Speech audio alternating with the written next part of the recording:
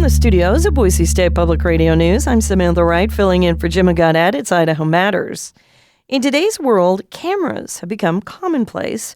They're used in our stores, our roadways, even in our parks. And while this kind of monitoring may unsettle some, others say it's an important part of our public safety. Retired Detective Mike Marialia will be talking more about the role of surveillance in our lives this Saturday at the Osher Lifelong Learning Institute in Boise. He's joining us now for a preview. Hi, Mike. How are you? Good. Thanks for having me. Give us a little bit of history on the rise of surveillance in our country.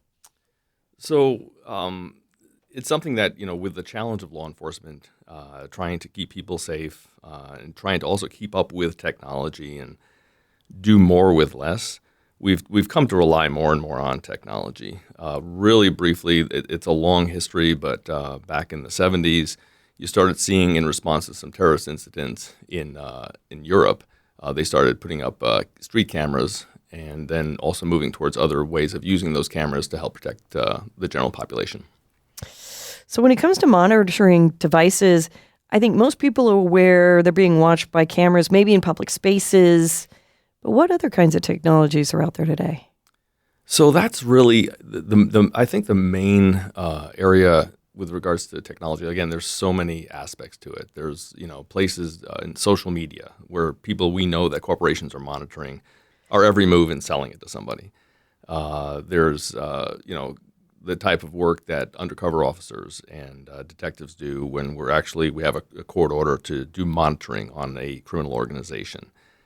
But I think the thing that most folks are concerned about is simply monitoring in public, is simply being out there in the public space, the things that they're doing, whether it's, exercising their free speech or just living, going on their day-to-day lives, that there's just, cameras and that kind of thing.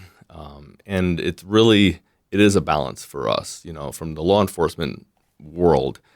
We're actually keenly aware of the perception of Big Brother, and we really take great strides to not impose ourselves in places that we don't need to be. But at the same time, we try to balance that with the need for good information that we can then respond quickly and effectively to crimes in progress. Well, I know in places like Britain, there are cameras everywhere you go. Everywhere. But in somewhere like Boise, Idaho, I don't think we think about it. But let's talk about something like automated license plate readers. They're out there. They're in a lot of places. What are they? And are they all over? Or do we just not see them? In some place like Idaho or the Treasure Valley, or are we seeing those kinds of things? So ALPRs, license plate readers, are one of many different technologies that are out there related to cameras. Specifically for those, we're late to the game in Idaho. Quite frankly, they've been used in other parts of the country for decades. They're very common in other places. We don't see them as much, but it's a technology that has developed now, and we have the ability with license plate readers very specifically to look and collect license plates as they move into the public space, major intersections, that sort of thing. And it's really a very valuable tool. And just to give you an idea, there are traffic cameras, which are the ones that, let's say, the folks like ACHD and other organizations, that they're able to watch the flow of traffic and get a sense as to, where the crashes are and that sort of thing. ALPRs collect the actual data of the registrations.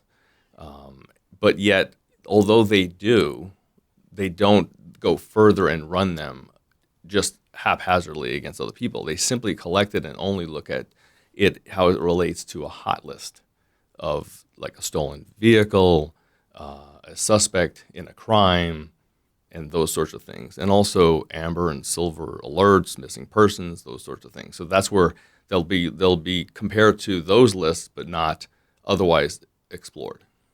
I remember a story I heard once about these license plate readers and an Amber Alert for a kidnapped child.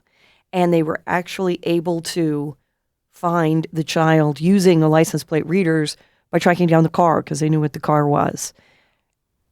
Is this the kind of thing that we're talking about? This is how that folks can use this to try and find bad guys? Yeah, I mean, this is exactly what we're talking about. In my experience over 2 decades in law enforcement in Idaho, most of that time as a detective in a variety of areas, it's one of those things that it not only helps us once we know what a plate number is to be able to then locate, folks to help the good guys and go after the folks who did it.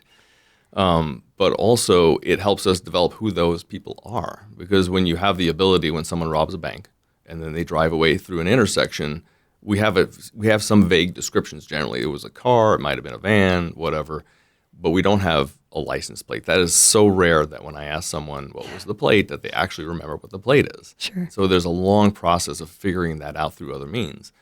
But if we can't, and many times we can't, the ability to then canvass, just as we would go door to door, knock on doors, and ask people questions about what they heard and what they saw, the ability to canvass those areas within those choke points at the light, let's say, allows us to say, hey, we have several viable options here that we can look at and see where that goes. It's fascinating. Now, do people object to this sort of thing? Do you keep the data for a long period of time? I mean, this is fascinating, and not just for the license plates readers, but other sorts of cameras. Absolutely. And so when it comes to the LPR data as an example, what you're collecting a lot of data on just you and me driving around town. And it can add up to a lot of hits on data in terms of like my plate probably crossed, in another town. We don't have them here, obviously, but in another town it would cross 20 spots, whatever. But the data itself is simply license plate data and not further than that. As far as retention periods, that is something that folks, express concern about.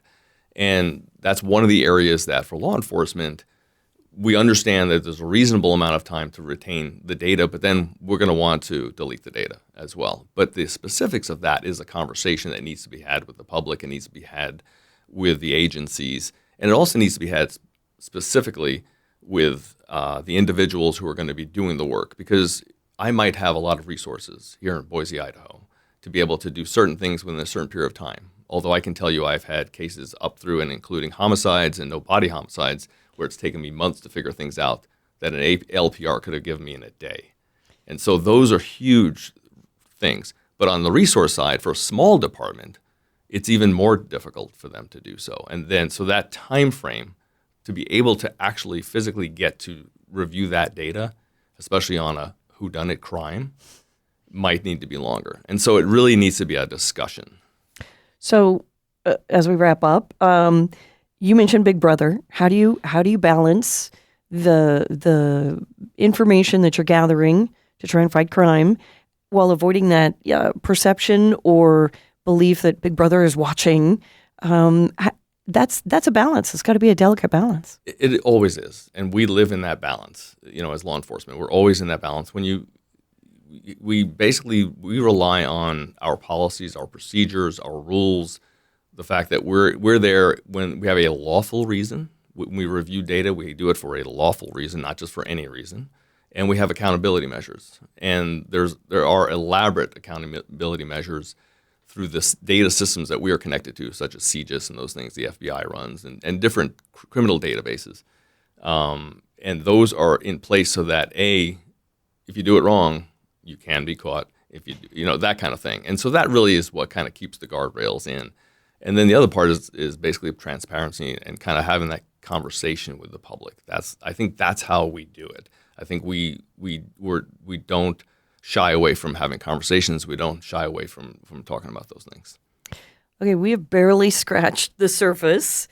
We've been speaking with retired Boise Police Department Detective Mike Muralia about the role surveillance plays in public safety. You're going to be talking more about this topic Saturday at the Osher Lifelong Learning Institute in Boise. Mike, thanks so much, and we're going to have you back on. Thank you so much for having me. Thanks for listening to Idaho Matters. Boise State Public Radio and Idaho Matters are members of the NPR network. It's an independent coalition of public media podcasters. You can find more shows in the network wherever you get your podcasts. I'm Samantha Wright. We'll see you tomorrow. No matter what happens in Washington, the NPR Politics Podcast is here for you. For the latest news, insights, and analysis from the election and beyond, listen to the NPR Politics Podcast.